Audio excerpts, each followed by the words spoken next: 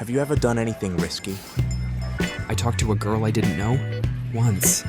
Wow, that's so alpha. Yeah, I thought I was gonna pass out. When's the last time you didn't just talk to a woman?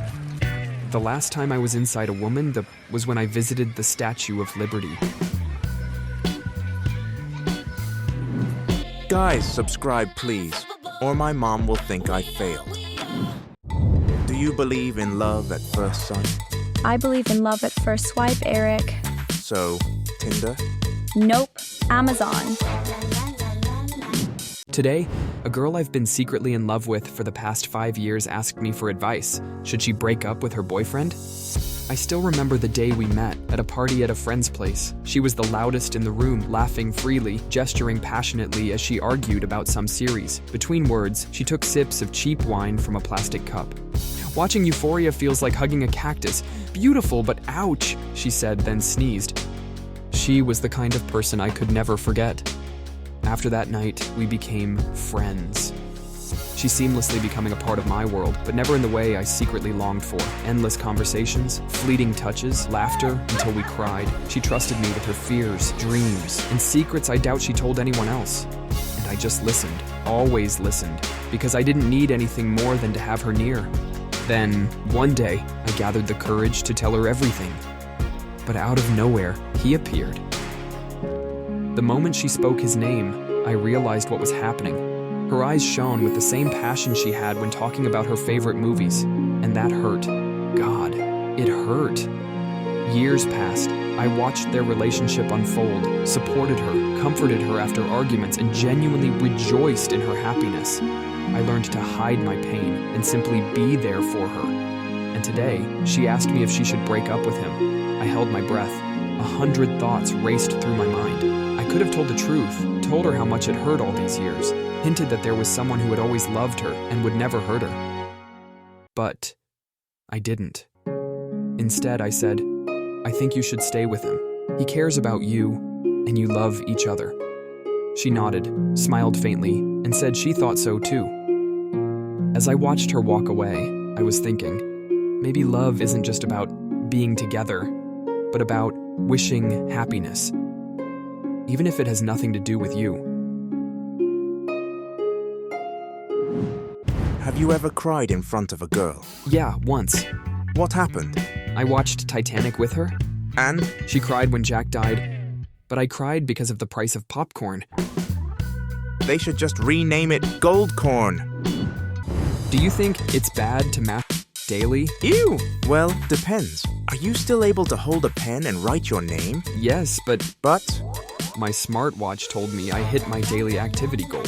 Congrats, Athlete of the Year. What are you training for? The Olympics. Rude, but accurate. You're probably missing out on real-life experiences, Oliver. True, my social life is suffering. Then let's revive it. Step 1. Why? Why is this so freaking hard? No way, man. What are you doing? Have you even looked in the mirror?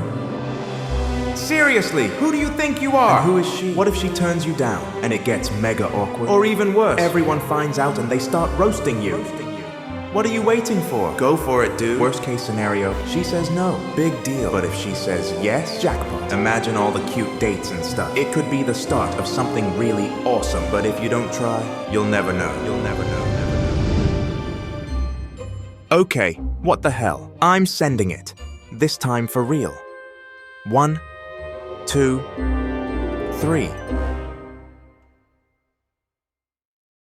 Bloody hell, what have I done? I gotta cancel it before she sees. Oh no, she read it. Disaster. Newtown, here I come.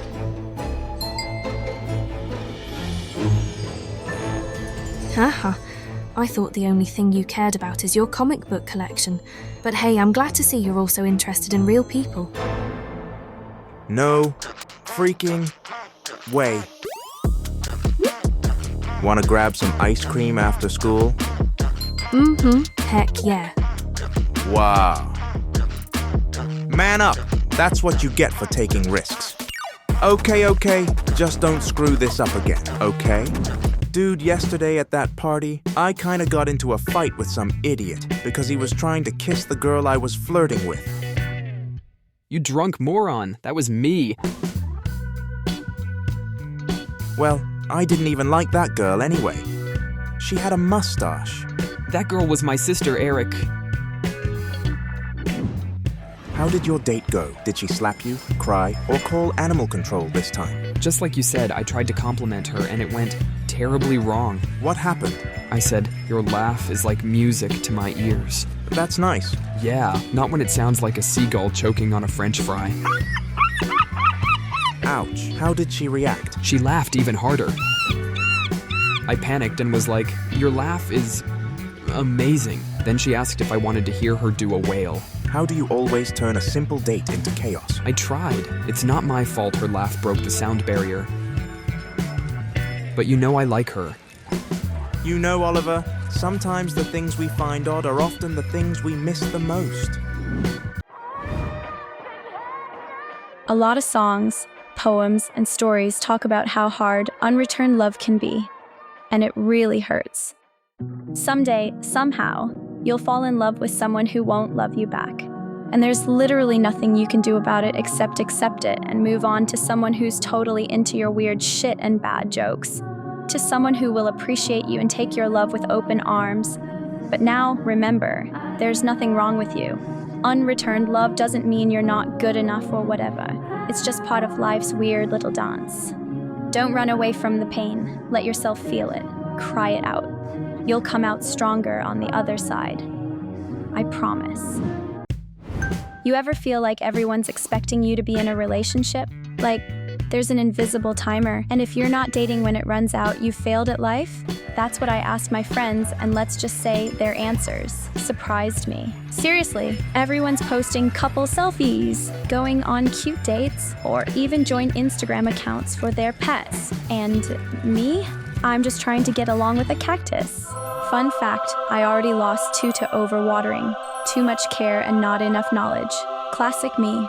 Pressure isn't always bad, Em. It's kind of motivating, just like that annoying alarm clock that gets you out of bed when you'd rather sleep in. Eric's the king of impulsive decisions. His dating history, let's just say it'd have been eventful.